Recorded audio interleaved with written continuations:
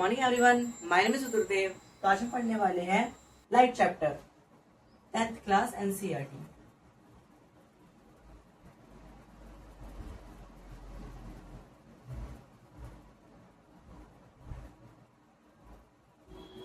तो आज हमारा लाइट चैप्टर का पार्ट 4 है।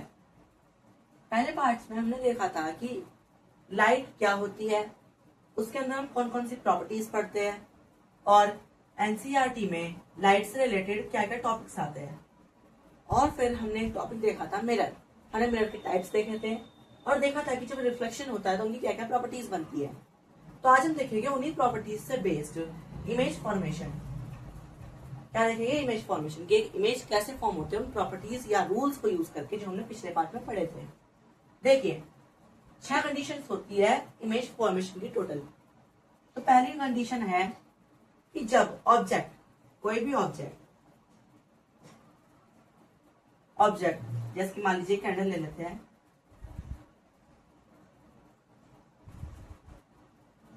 ठीक है।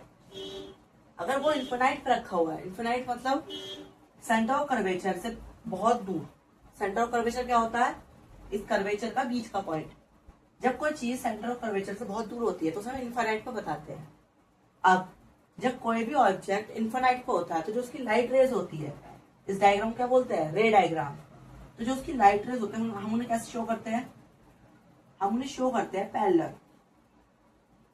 किसके पैरेलल? प्रिंसिपल एक्सिस के पैरेलल। इस तरह से, ठीक है। अब हमने पहली प्रॉपर्टी देखी थी रिफ्लेक्शन की, कि जब भी कोई लाइट रे कॉनकेव मिरर पे टकराती है इस कर्वेचर पे, तो वो फोकस से कट की जाती है। कहां से कट की जाती है? फोकस से। तो इमेज कहां बनेगी? इस फोकस पे बनेगी। तो यानी कि जब कोई ऑब्जेक्ट इन्फिनाइट पे रखा रहता है तो उसकी इमेज कहां बनती है? फोकस पे, ठीक है। अब हमें 2 चीजें देखनी है। मान लीजिए हमारा मिरर था, ठीक है। ये कोई सा मिरर हो सकता है, कॉनकेव भी हो सकता है, कॉन्वेक्स भी हो सकता है और प्लेन मिरर भी हो सकता है। Convex, plane mirror, concave mirror, ठीक है। तो जब इमेज लेफ्ट साइड पे फॉर्म होती है तो वो जो होती है इमेज, वो कैसी बनती है? रियल। कैसी बनती है? रियल। और जब इमेज रियल बनती है तो कैसे हो जाती है? इन्वर्टेड, ठीक है। और वही जब इमेज राइट साइड पे फॉर्म होती है तो उसे हम कहते हैं वर्चुअल इमेज।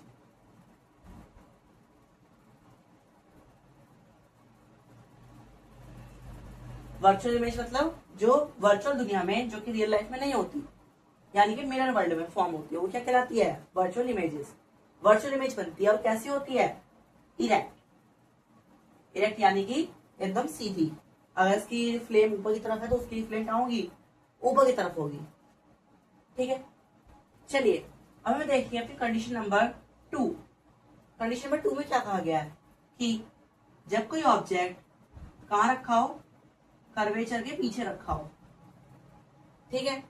तो उसका इमेज कहां बनेगा? उसका इमेज बनेगा यहां पर, ठीक है। अब देखिए बनेगा कैसे। जो हमारी पहली लाइट है वो पैरेलल जाएगी, फोकस से कट के आ जाएगी। और जो दूसरी लाइट है वो कहां जाएगी? वो सेंटर ऑफ कर्वेचर पे जाएगी और यहीं से बाइसेक्ट होके आ जाएगी वापस, ठीक है। और यहीं से बाइसेक्ट होके क्यों आएगी? क्योंकि ये हमारा रूल नंबर 3 है कि जब कोई लाइट रे कर्वेचर से जाती है तो कर्वेचर से ही वापस आती है। तो देखिए इमेज कहां बन रही है? यहाँ सेंटर ऑफ फोकस के बीच में। यानी कि जब ऑब्जेक्ट कहां रखा हो? कर्वेचर के पीछे, तो उसका इमेज कहां बनता है? कर्वेचर के आगे। और कैसे बनेगा?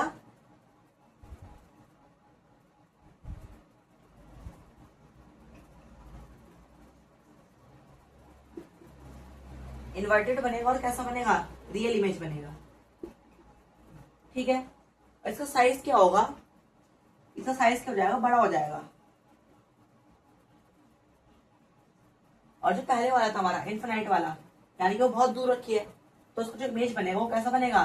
बिल्कुल पॉइंट के साइज का बनेगा, एकदम छोटा पॉइंट जैसा, ठीक है।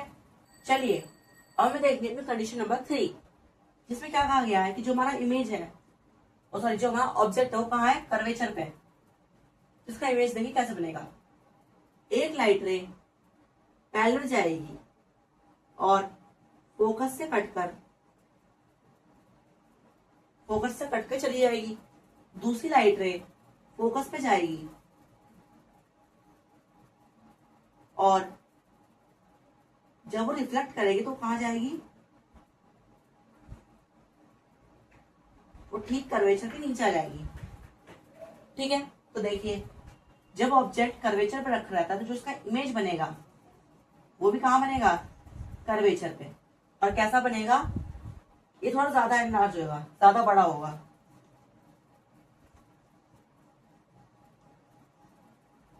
बड़ा बनेगा, थोड़ा सा बड़ा, जितना यहाँ पे था उससे थोड़ा सा बड़ा हो जाएगा, थोड़ा सा बढ़ जाएगा।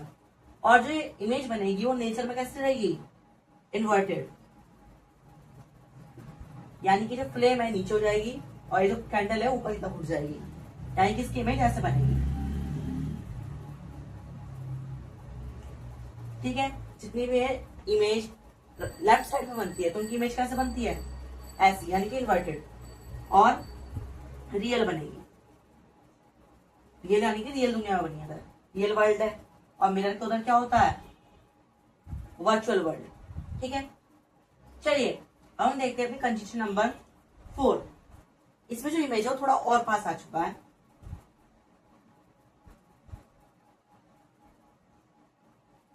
फोकस और कर्वेचर के बीच में। अब देखिए इसका इमेज कैसे बनेगा।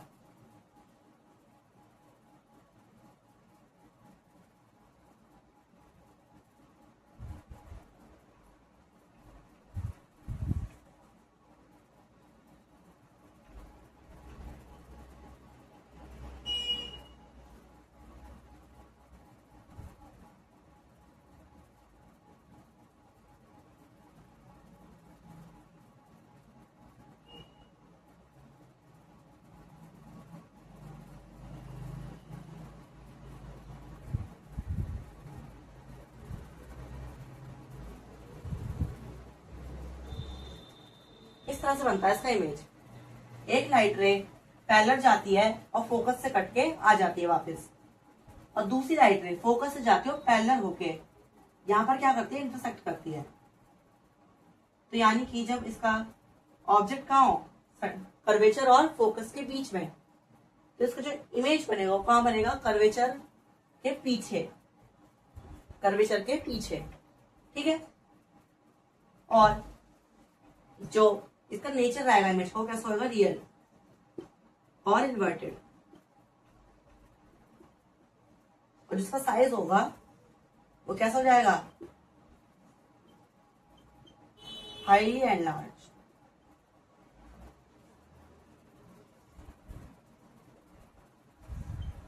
ठीक है, अब हमारी आ गई है फिफ्थ कंडीशन। फिफ्थ कंडीशन में कहा गया है कि जो ऑब्जेक्ट है वो कहां गया है, थोड़ा और पास आ चुका है, कहां पर, फोकस पे आ चुका है। अब देखिए इसका इमेज कैसे बनेगा।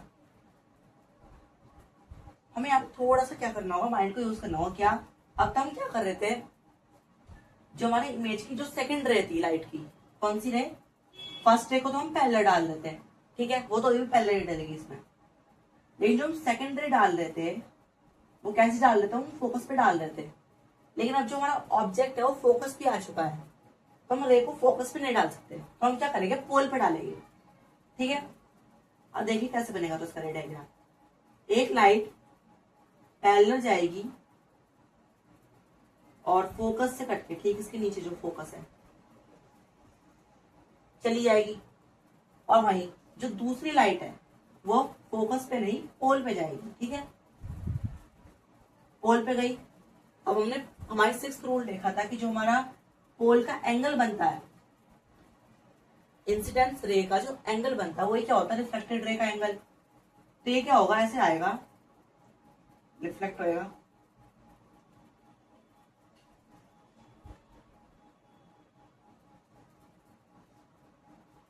ये क्या हो जाएगी, दोनों हमारी रिफ्लेक्टेड रे हो गई, रिफ्लेक्टेड रे 1, और ये हमारी रिफ्लेक्टेड रे 2। तो जो हमारी रिफ्लेक्टेड रे 1 होगी वो क्या हो जाएगी, पैरेलल हो जाएगी किसके, रिफ्लेक्टेड रे 2 के। और बात बताइए, हमने एक प्रॉपर्टी पढ़ रखी है ज्योमेट्री में, क्या, जब कोई दो लाइंस पैरेलल होती है तो एक दूसरे को बाइसेक्ट करती है, पर कहाँ पे करती है, इनफाइनाइट पे करती है। मतलब कोई निश्चित दूरी नहीं है कि वो कहाँ पे बाइसेक्ट करेंगे, लेकिन एक अंदाजा लगा लेते हैं कि जो लाइन्स है वो कहाँ होगी, इनफाइनाइट पे बाइसेक्ट करेगी। ठीक है, इसलिए इसका इमेज कहाँ बनेगा, इनफाइनाइट बनेगा। लेकिन जो हमारी अपडेटेड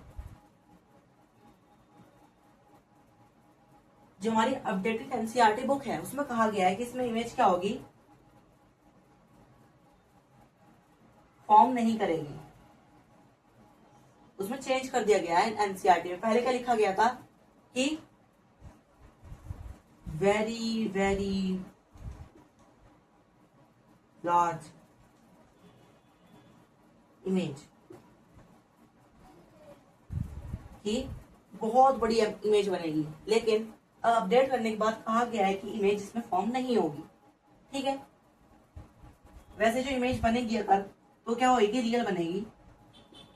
आपने देखा होगा स्पून होती है, स्पून, आप उसे जो उसका कर्व साइज होता है ऐसे वाला कॉनकेव साइड जो होता है, उसमें अगर आप अपने बहुत पास रख के देखोगे तो आपकी इमेज क्या होगी, बहुत बड़ी हो जाएगी। तो इमेज कैसी बनेगी, रियल बनेगी और वेरी लार्ज होगी। लेकिन अपडेटेड एनसीईआरटी में इसे क्या कर दिया गया है, रद्द कर दिया गया है, एब्रोगेटेड कर दिया गया है कि इमेज नहीं बनेगी। ठीक है, चलिए अब हमें देखिए अपनी कंडीशन नंबर 6। क्या देखिए कंडीशन नंबर 6, इसमें कहा गया है कि जो हमारा ऑब्जेक्ट है वो कहाँ आ चुका है, फोकस और पोल के बीच में। ठीक है, अब अगर हम यहाँ पर अपना थोड़ा दिमाग लगाया तो जो हमारी फर्स्ट लाइट रे है, अब हम उसे पैरेलल नहीं भेज सकते। क्यों, क्योंकि प्रॉपर्टी कहती है अगर हम किसी रे को पैरेलल भेजते हैं कॉनकेव मिरर में तो फोकस से कट की जाती है। लेकिन अगर हम इस मिरर में, ये ऑब्जेक्ट हो गया, ये इसका फोकस है, ठीक है, ये पोल है, अगर मैं इसकी लाइट रे को पैरेलल डालता हूं तो इसे फोकस से कट के जाना चाहिए। लेकिन क्योंकि ये फोकस के आगे है ऑब्जेक्ट, तो ये क्या करेगा, इस लाइट रे को रोक देगा। ठीक है, ऑब्जेक्ट के आर पार नहीं जा सकती लाइट रे, ऑब्जेक्ट होता है, इसलिए हम क्या करेंगे, इसका एंगल थोड़ा सा क्या करेंगे, बढ़ा देंगे, हल्का सा ऊपर की तरफ डालेंगे, हल्का सा ऐसे टेढ़ा। अब ये टेढ़ा एंगल बनेगा, वो कैसा बनेगा कि जब वो रिफ्लेक्ट होएगा तो कहां से जाएगा, कर्वेचर से, यानी कि ऑब्जेक्ट के सर से होते हुए वो कर्वेचर पे जाके कट जाएगा। ठीक है, और वही जो दूसरा डालेगा हम कहाँ डालेंगे, पोल पे डालेंगे, और वो क्या होगा, रिफ्लेक्ट होकर कुछ इस तरह से जाएगा। अब अगर हम देखें तो ये जो लाइनें हैं ये दूर जा रही है आपस से। ठीक है, ये पैरेलल नहीं है एक दूसरे के, तो यहां पर क्या होगा, इमेज फॉर्म नहीं करेगा रियल वाला, रियल वर्ल्ड में इमेज फॉर्म नहीं होगा। लेकिन इस कंडीशन में, ये कंडीशन क्या होती है, इंपॉर्टेंट होती है। क्यों, क्योंकि इस कंडीशन में जो इमेज है वो फॉर्म क्या करता है, वर्चुअल लाइफ में, वर्चुअल वर्ल्ड में, सॉरी। देखिए जो इंसिडेंस रहती फर्स्ट वाली, वो क्या होगी, इस तरह से जाएगी, और जो हमारी सेकंड वाली इंसिडेंस रहती उसका एंगल ये था। ठीक है, हम इसे नॉर्मल लाइन मान लेते हैं, और जो ये वाला एंगल होगा, दोनों क्या हो गए, बराबर, तो ऊपर की तरफ उठ जाएगी।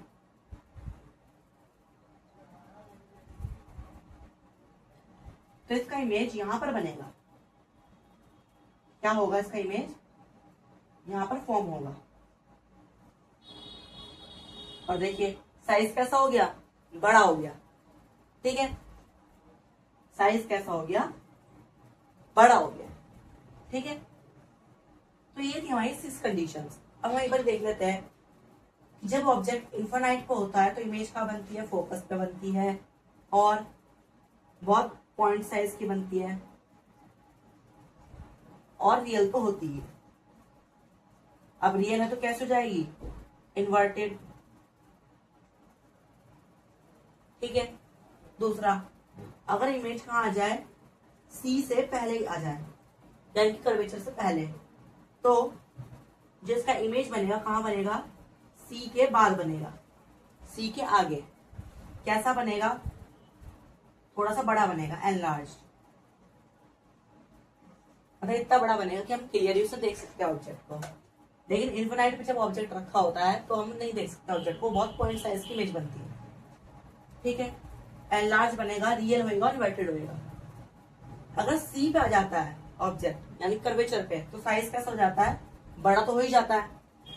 अगर ऑब्जेक्ट यहाँ पर है और यहाँ पर आएगा तो साइज तो बड़ा होएगा, पर कितना बड़ा होएगा, सेम साइज का हो जाएगा। जितने साइज का ऑब्जेक्ट होगा उतनी साइज की इमेज बनेगी। लेकिन इन दोनों में इमेज कैसी बनती है, ऑब्जेक्ट से छोटी, और इसमें तो एकदम छोटी बनती है, एकदम छोटी। फिर उसके बाद अगर हम सी के आगे रख दे ऑब्जेक्ट को, तो उसका इमेज कहाँ बनेगा, सी के पीछे बनेगा। कैसा बनेगा, हाईली एनलार्ज होगा।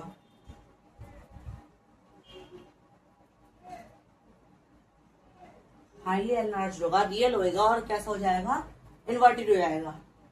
और वही अगर हम बात करें फोकस, फोकस की, तो फोकस पे इमेज नहीं बनेगा।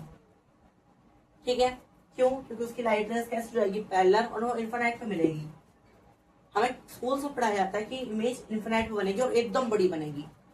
यानी कि जब इमेज कर्वेचर के आगे बनती है तो ऑब्जेक्ट से बड़ी बनती है, कर्वेचर से पीछे बनती है तो जो ऑब्जेक्ट होता है उससे छोटी बनती है, और ठीक कर्वेचर पे होती है तो एकदम सेम साइज की बनती है। लेकिन जब फोकस पे आती है तो उसकी इमेज कहाँ बनती है, इन्फिनाइट पे बनती है। और हमारे एनसीईआरटी में इसे क्या कर दिया गया है, एब्रोगेटेड कर दिया गया है इस बात को। और हमारा लास्ट कंडीशन है कि जब ऑब्जेक्ट कहाँ रखा हो, फोकस और पोल के बीच में, तो इमेज कहाँ बनेगी, इमेज होगी वर्चुअल। कैसी बनेगी, इरेक्ट बनेगी, देखिए सीधी बनी है ना एकदम। लेकिन ये जो प्रिंसिपल एक्सिस होता है, जब इमेज इसके नीचे बनती है, अब तक कहाँ बन रही थी, साइड साइड इमेज नीचे बन रही थी, अब ये एक ऊपर बनी है। जब प्रिंसिपल एक्सिस से ऊपर बनती है इमेज तो कैसे हो जाती है, इरेक्ट यानी कि सीधी। और जब प्रिंसिपल एक्सिस के नीचे बनती है तो कैसे बन जाती है, इन्वर्टेड। हाँ, तो फोकस और पोल के बीच में जब होती है तो लाइन कट के जाती है कर्वेचर से, और पोल से कट के जाती है, जिस वजह से वो नहीं बनती। वर्चुअल वर्ल्ड में कैसी बनती है, वर्चुअल और इरेक्ट बनती है। और उसका साइज कैसा हो जाता है, ऑब्जेक्ट से